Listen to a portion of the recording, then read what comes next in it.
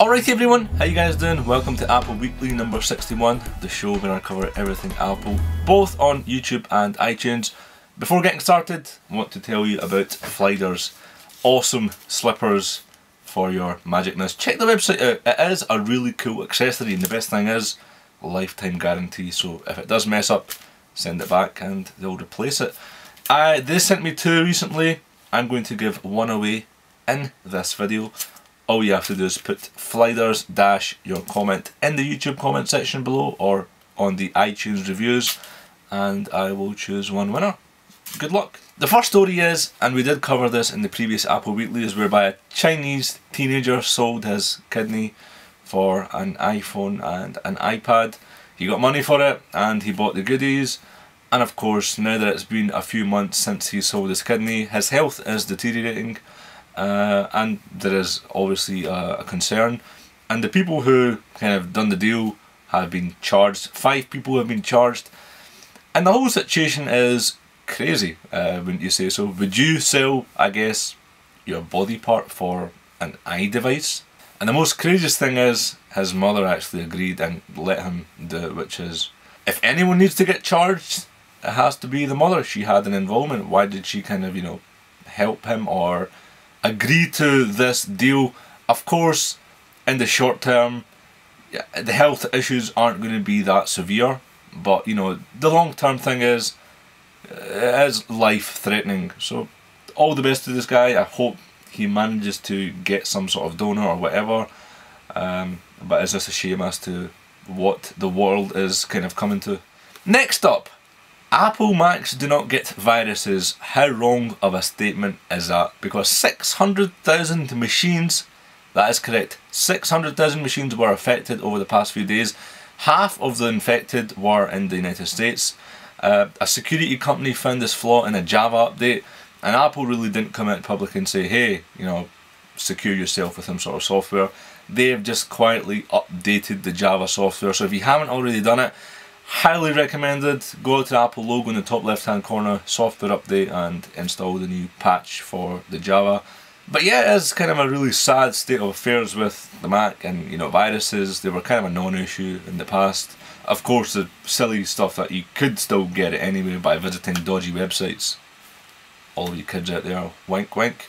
But on this scale, you know, it is kind of a shame that it's happening, and hopefully there are lessons to be learned from this. The next generation Apple TV, similar to a TV, Apple TV, what is it going to be called? It can't be called iTV, and this has been argued various times. You know, iTV is a UK network, so trying to get rights for that trademark name would be ridiculously hard, unless, you know, they can come to some sort of agreement where Apple pay out this iTV company.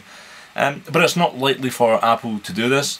And one of the main analysts, I say analysts, one of the main analysts who's been talking about the iTV for the past few months has come out and said Apple are going to call it iPanel.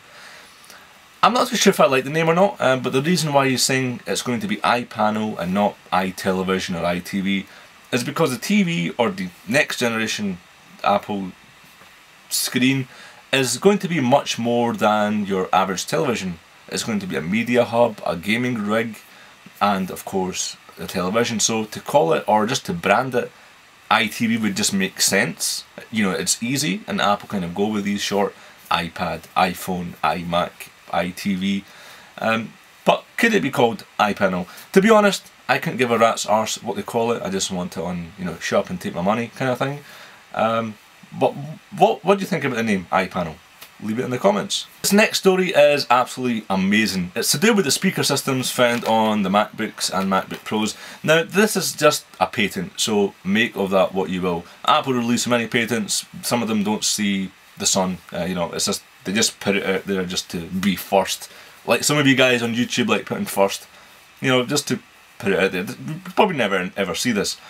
But the one issue that I have, I guess, with the MacBook Airs is the sound quality isn't so good, hence the reason why I've got one of these X mini speakers, which are absolutely gorgeous, and it's a must if you have a MacBook Air or an iPad or an iPhone for that matter. It's the sound quality, the bass on it is superb, And to integrate that into a Mac makes sense. You know, you don't need to carry this thing about, you don't need to worry about charging and so on. And I guess it just improves the experience. I've seen some of the HP notebooks where you've got the Beats technology, absolutely amazing. It's a shame, you know, Apple didn't sign them on or whatever.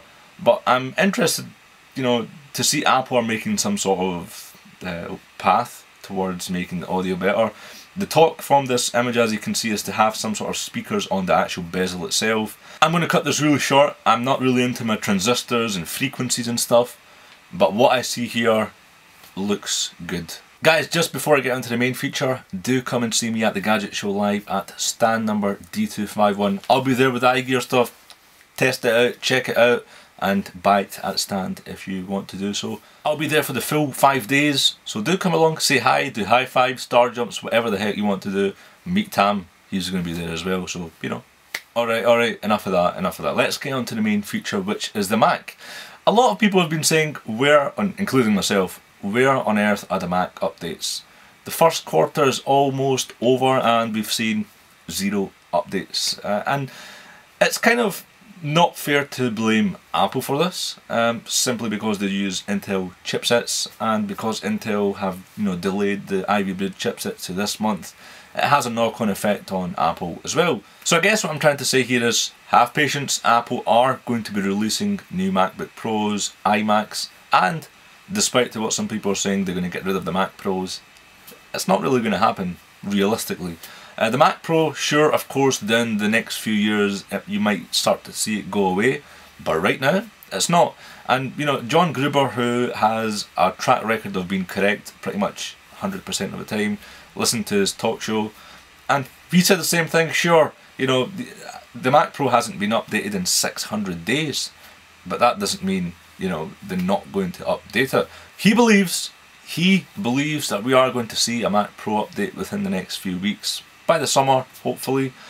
So those of you who are waiting out on it, you know, don't expect a new Mac Pro every year, because the last time a Mac Pro update happened, there was a yearly gap. This time, it's been a 2-year gap. Who knows, the next time a Mac Pro gets refreshed in the future might be a 3 or 4 year gap, simply because of the power, you know, the money, and the audience. It's just, the iMacs are doing well, all-in-one machines, beastly machines. But then again, the Mac Pro is there for a niche, you know, a pro market. Now moving on to the meaty iMacs, which I know a lot of you have been waiting for it, and this next piece of news, don't take it seriously because it is being reported by the Economic Daily News, who have in the past got 0 track record. For example, iPod or iPhone Nano, iPad Nano, Retina display, a lot of shenanigans coming out of this source, so take for what that really is. They've reported this week that new iMacs are going to be launched in June, which is late, considering Intel is releasing the desktop versions of the Ivy Bridge chipsets in the next couple of weeks. So it really doesn't, you know, hang in there for a, you know, a June launch. That is kind of late for an iMac. But staying on the iMacs, I think my favourite story of the past couple of weeks is this one: anti-reflective glass on an iMac. How amazing of a story is that? How meaty of a story is that? I've got an iMac 27-inch, and the one problem that I have is sunlight hitting on it and just not being as crisp or clear as this screen or a MacBook Air screen. These two screens are absolutely amazing for, you know, the eyes, just comfortable, easy.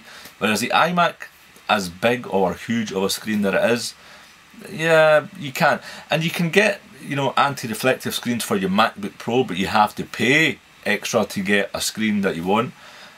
It's kind of, you know, ridiculous. The company who makes this glass is ramping up production from 1.8 million units to 4 to 5 million units. G-Tech is the name, and man oh man, I cannot wait for the next iMac update because I shall be getting one. But I guess here's a question for you guys. Do you welcome this move? Do you want Apple to move away from the current type of screens to this anti-reflective glass? Me personally, I'm a huge fan, simply because I've gone between the different machines and I notice the difference, notice the comfortness when you're reading text. It's just much more clear, other stuff isn't disturbing you, your primary focus is on the screen and not that sun ray that's hitting, you know, close the blinds, and I don't know. And last but not least, not really a story but a really cool accessories for your iPad, which turns it into a MacBook Pro. Got a built-in battery, so put your iPad in there and it'll charge it. Got a Bluetooth keyboard, USB ports, you name it, and this has it. And look at it. It just looks like a MacBook Pro casing. All that's missing is the screen and where your iPad fits in. It's available on the website, $75 US, about £40-ish here in the UK, and I believe it is hitting some of the US retailers, or one US retailer in the States. I'll try to leave a link in the screen if I can manage to find the retailer who's doing it.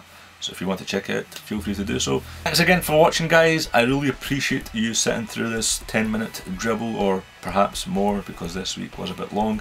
Join me on iglaswegian.com, all the social media links on there. I will see you guys, or some of you guys, at the Gadget Show Live, still D251. Do come along, and it'd be pretty cool to have a chat. Pretty good to put some faces to YouTube names and Twitter handles. You know, see you there, guys. Cheers. Hey Gary, here's the documents you asked for. Are those flighters?